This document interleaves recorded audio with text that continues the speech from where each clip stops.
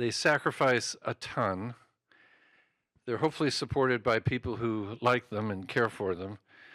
And they are winging it sometimes and trying to figure out what's next. They're asked really tough questions, as you know, by their staff, their community, their board, and their significant others.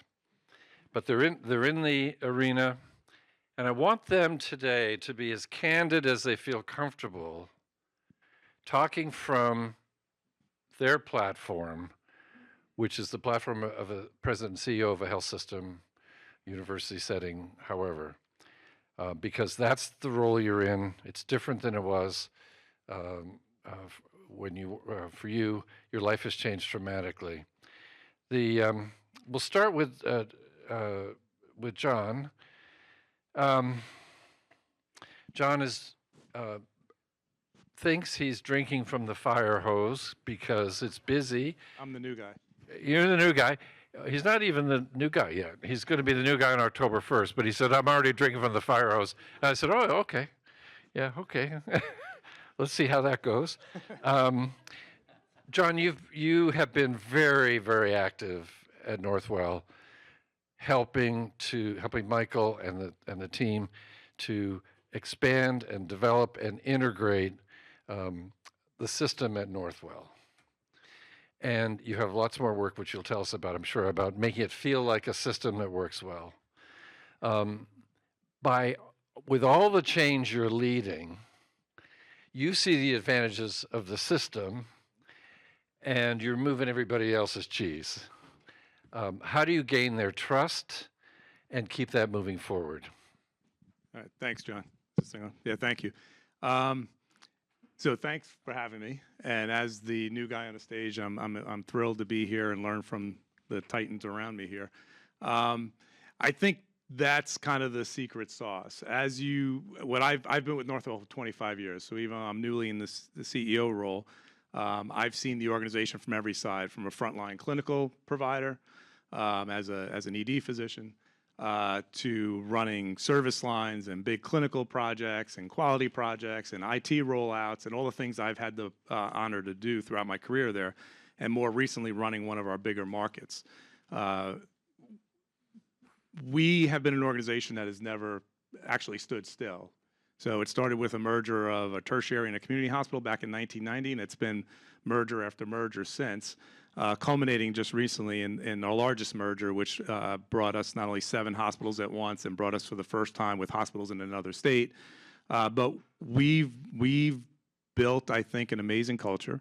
We've learned that we can't stand still, and we're constantly thinking about how we evolve the operating model to both maintain the culture.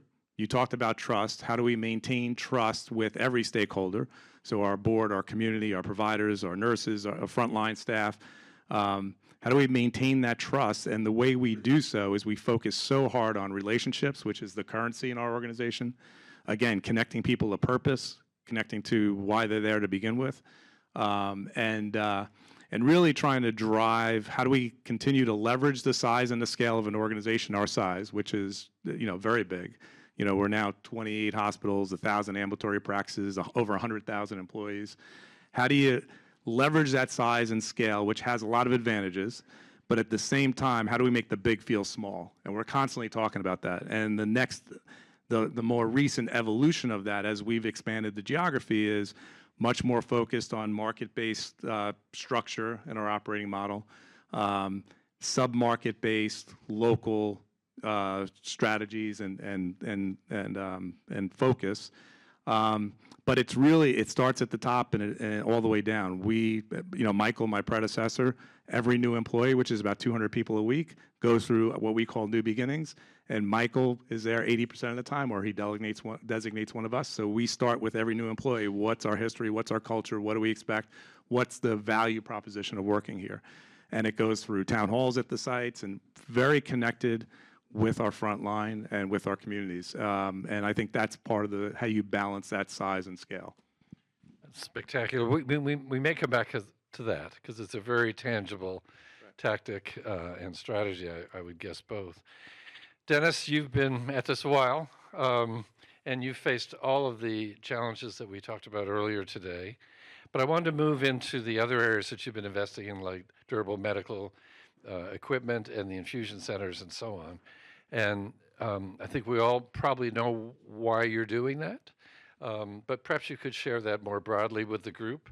And how have you built the trust with this new area? What's going on there, and how do your staff respond to that? Yeah, so it probably starts structurally about 7 years ago. We said we need to move away from an inpatient-centric system to something that was much more ambulatory, and couldn't ask the same people who were running all of our inpatient activities to grow a business. And we said, we want you to grow 20% a year every year.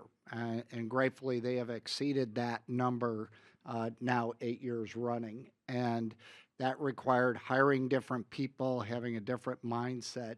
And so one of those offshoots was really thinking about DME and other home-based services. And really, it was a market opportunity where referring physicians didn't like what was offered in the market. They felt like it wasn't very patient-centric. The patients didn't like it because it was a separate orbit. It was kind of considered disconnected from the core of their care. And they wanted something much more integrated. And so it started, we're not the size of Northwell, but we're about 30% of all the patients in the state of Indiana get care from our system. And then we have expanded those services on the ambulatory side to basically white label them for other health systems, because again, they wanted somebody who understood this is not just a business transaction.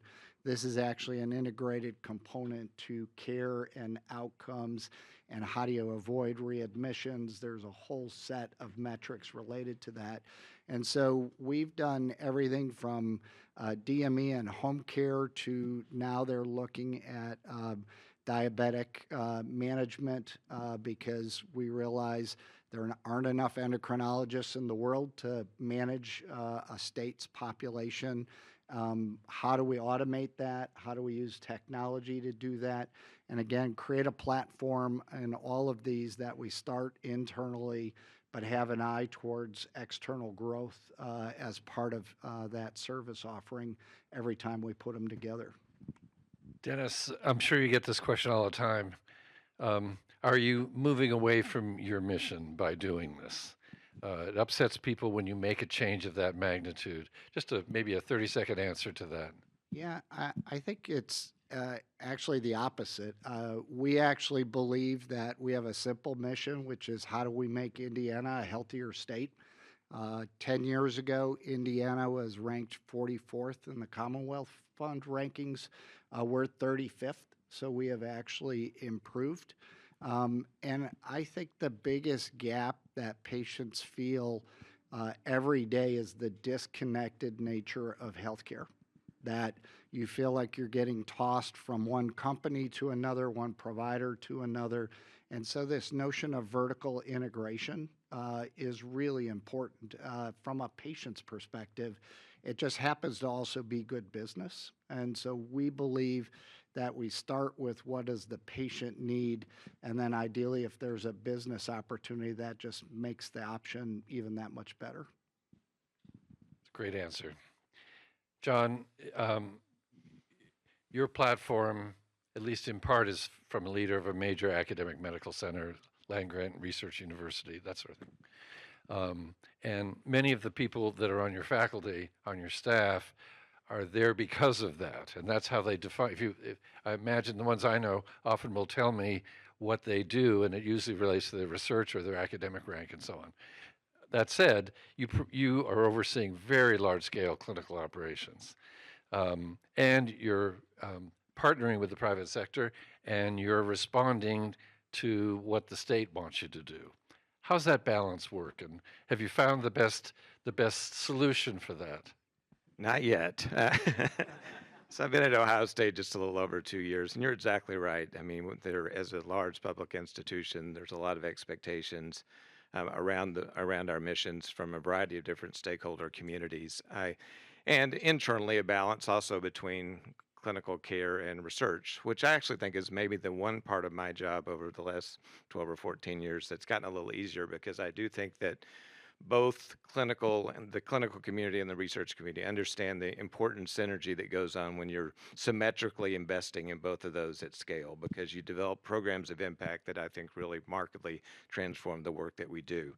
So, but there, those partnerships and increasingly are, there's expectations around those. And at Ohio State, we've really chosen, we're growing organically, but we're also quite plural. So we have lots of relationships, not only with other health systems across the state, but also with technology companies and what is a rapidly developing ecosystem around biotech in Columbus and the central Ohio area. So we're always thinking about, I have some members of my team here, and they've heard this term like every day for the last 2 years, is shot selection, thinking about partnerships that would provide real impact for us. And so as I'm thinking about those communities, those stakeholders, we kind of look at a few requirements. One, we're always looking for, when we partner with people, do we have synergy and alignment around outcomes and the way to measure that outcome? Particularly important, I think.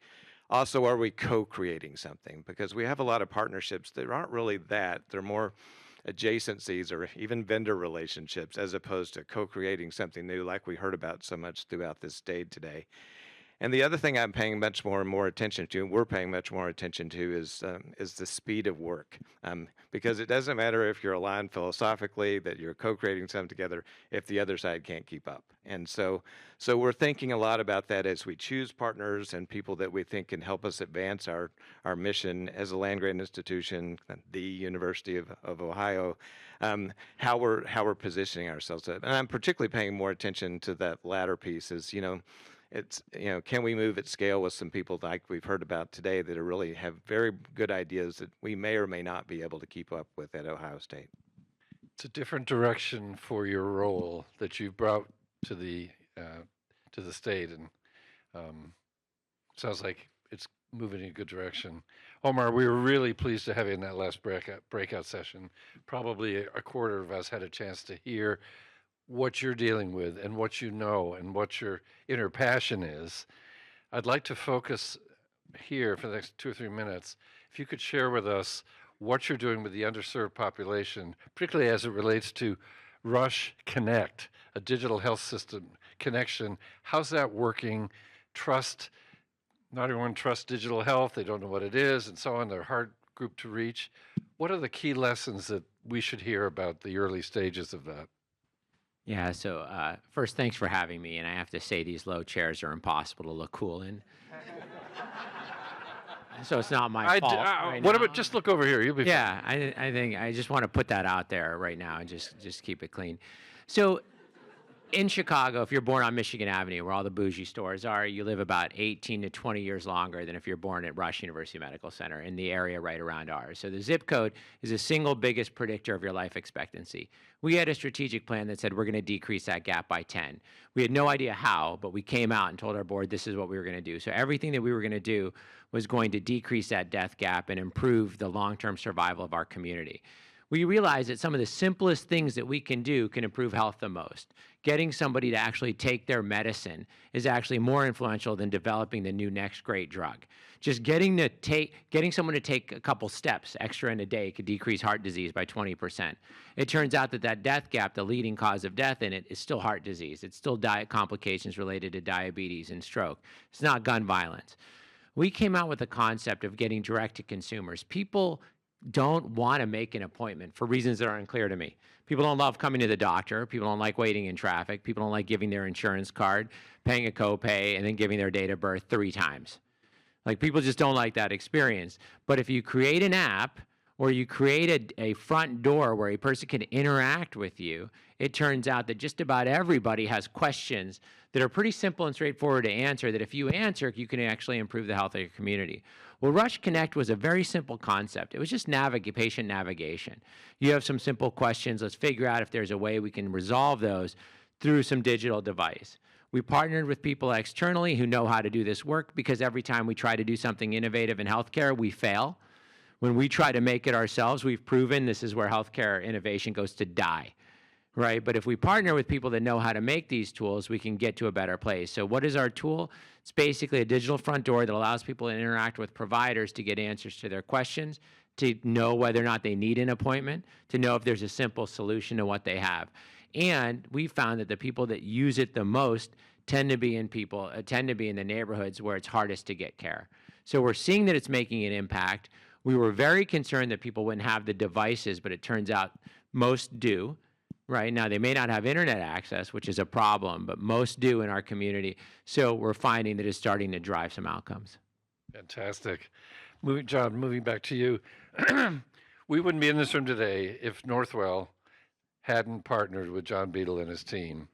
And to do that early 3-4 years of work, what's it like to obtain, understand, and analyze healthcare data? Real data would not have happened. Brilliant, skunkworks, hard work that you were involved with, John, Rich who's here, and others. Quick answer, what's the impact been on the staff and the patients that Northwell serves so far with these holding companies? Yeah, I think it's been a phenomenal experience, and we've always been innovative in our mindset and wanting to drive, go to where the puck is going and think differently about how we deliver care, how we innovate, but as Omar alluded to, we're not that good at doing it that fast, building it internally, driving it at scale. And we've had some amazing stuff that we've developed internally, but that ability to do it at a commercial grade at scale. So through these partnerships and through the journey we've been on for 4 years, it's just amazing when you bring, I believe we bring to the table clinical expertise, operational expertise, and know-how, and scale with every clinical arena from cradle to grave, essentially, every clinical environment. And you partner with people who know how to build tech, who know how to build companies, who know how to bring things to market, and frankly, have us get out of our own way so we can do it much more efficiently and at scale. So the partnership has been great.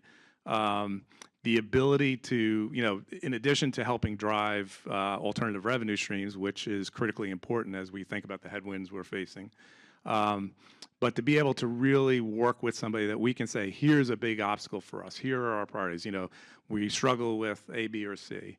And then to have people that can, whiteboard it out, and the next thing you know, we're creating products together.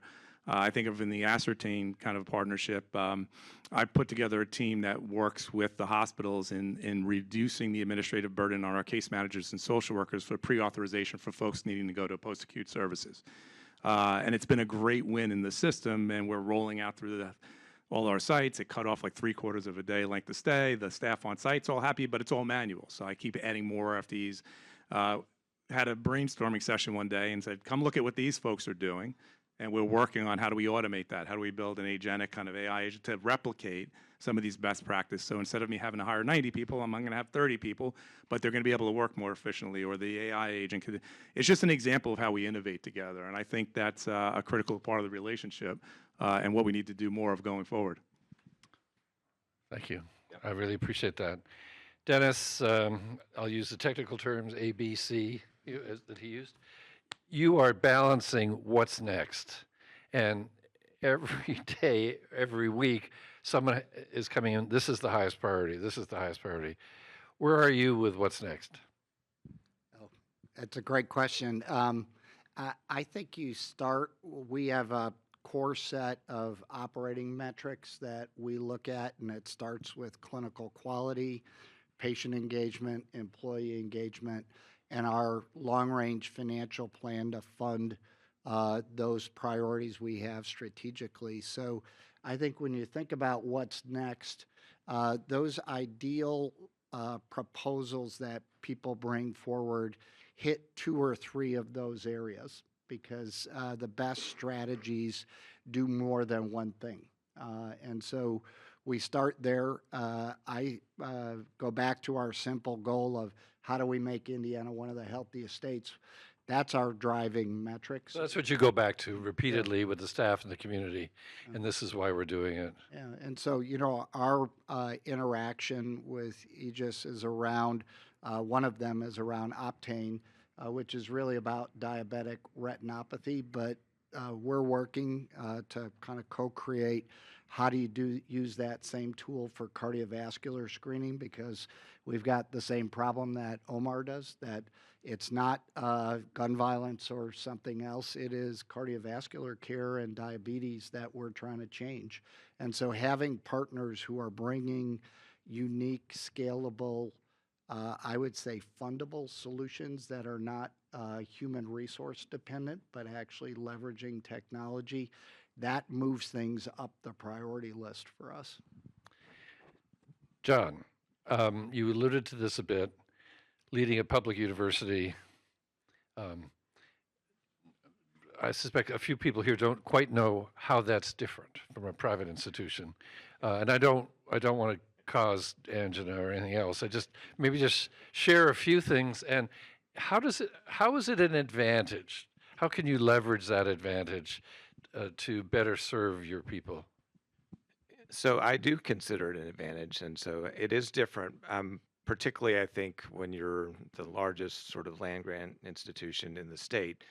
I always say everyone in Ohio cares about the Ohio State University, whether you went there or not. And it's really quite interesting. I was 20 years in Texas before I came to Ohio. It wasn't quite that way. People had different allegiances based on their geography, things like that.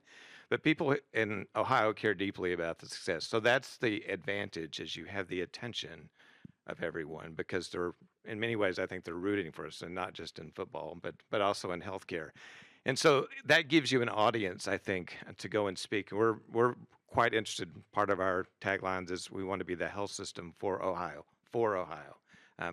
And so when we're doing that, it gives us a chance to connect with communities across the state. We're a predominantly rural state with 7 metropolitan areas, which are pretty geographically dispersed. So we're a nice laboratory for studying healthcare solutions and understanding the health needs of a variety of different diverse communities. So that's an advantage for us, because particularly on the research side, it gives us a chance to study a state and then take the lessons learned from that study and apply it beyond the state. And so at the federal level, we have a lot of interest there as well. So I view Ohio in that.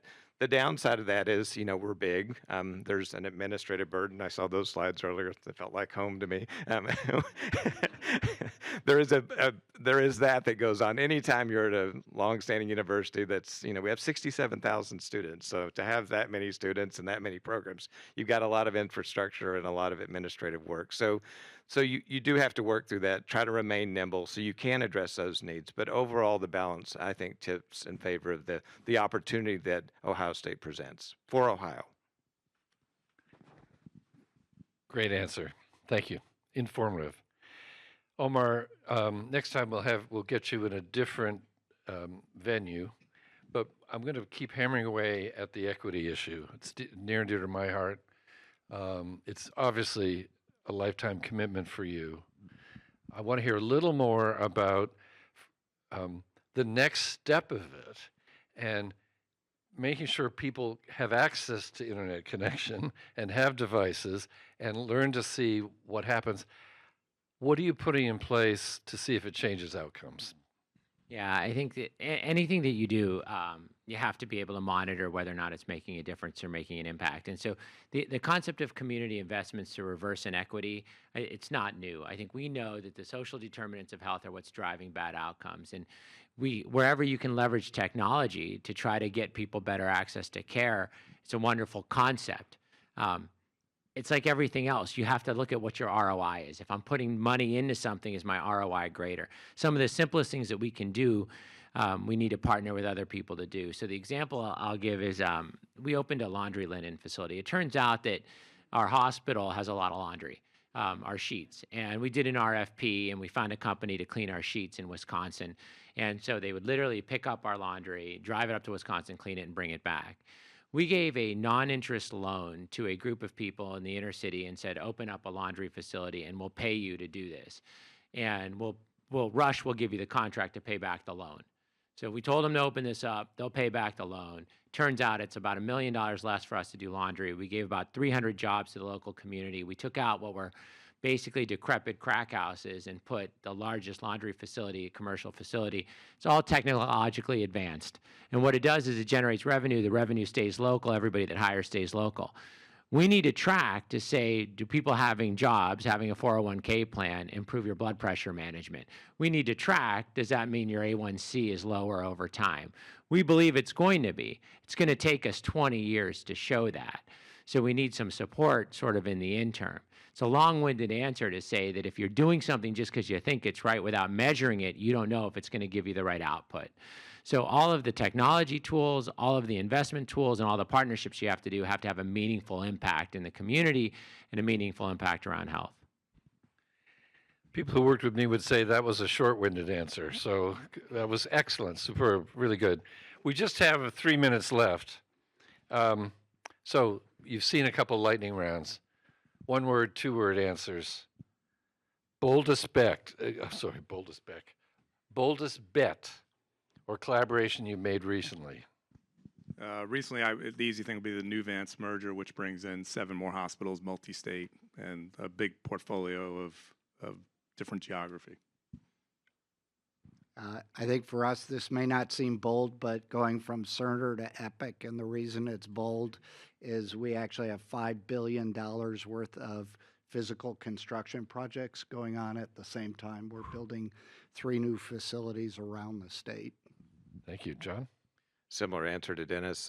We're opening well north of $4 billion worth of new healthcare delivery things, including new hospital, new research campus, new medical school campus, and 2 new outpatient campuses, all in 2.5 years. And so the words we use is we're kind of getting better before we get bigger.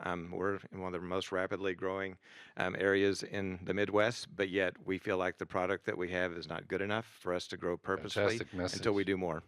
Omar? We invested in a company called Nuna. It's less than, I think, $100,000.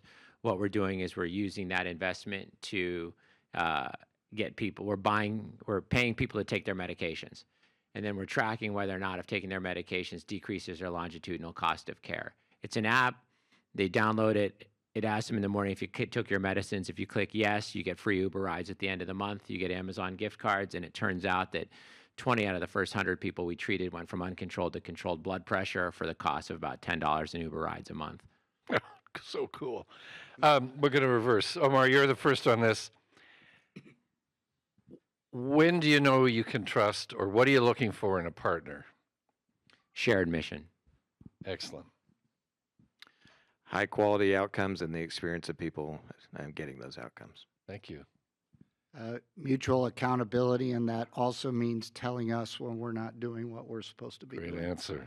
John? Yeah, I would just align with shared purpose and focus on the value we're going to add. All right. If you had $100 million to invest, where would you put it, John? I give it to Rich to do more. I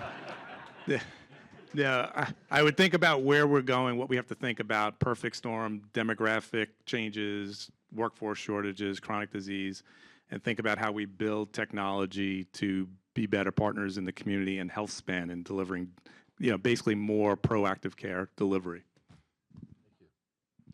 I think I would invest in workforce solutions.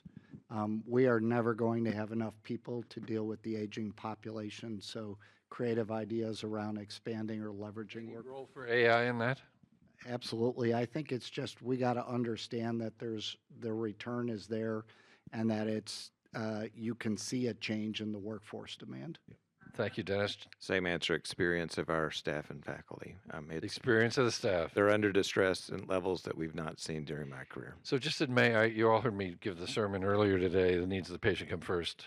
But if you ask the administrator at Harry Harwick, the first administrator, he said, look after your staff and they will look after your patients. It's a great answer. The most, just a quick stat, the people that are participating most in things like this ambient listing and things like that have had the most improvement in patient satisfaction. Really? In Ohio State. So it's not just, that's measuring. So that's translating not just from to the provider itself, but to the people they're caring Oh, we for. heard that earlier today. That's a totally different metric than we heard about ambient listing, and very affirmative. Thank you.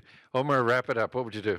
Support innovation. We have to figure out how to build a plane while we're riding the bike. In healthcare, when our margins are so tiny, the idea of investing in something that may have risk to it is something we can't do. If you gave me $100 million, maybe we would be more apt to change and evolve like every other industry. I'm going to disagree with Omar. I think they all look pretty cool. Give them a round warm of applause. Thank you.